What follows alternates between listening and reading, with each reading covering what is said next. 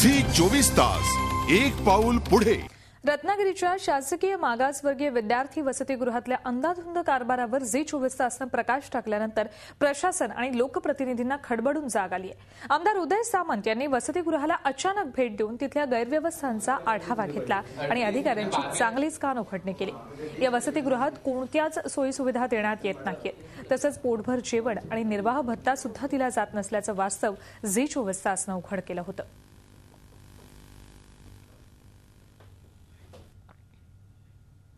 इथल्या प्रशासनातल्या अधिकाऱ्यांनी 2011ला जो GR निघाला समाज कल्याण वसतिगृहाच्या बाबतीतला, त्याची अंमलबजावणी 1% केलेली नाही हे माझ्या निदर्शनास आलेलं आहे।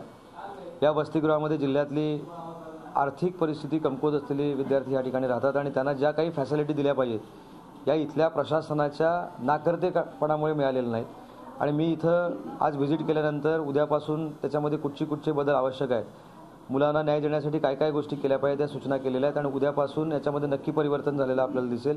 आणि शासनाकडे जे काही प्रस्ताव पाठवायचे आहेत मुलांच्या निधीचे, ते देखील आजच्या शासनाकडे पाठवावेत असे मी अधिकाऱ्यांना सूचना केलेल्या आहेत। झी 24 तास एक पाऊल पुढे।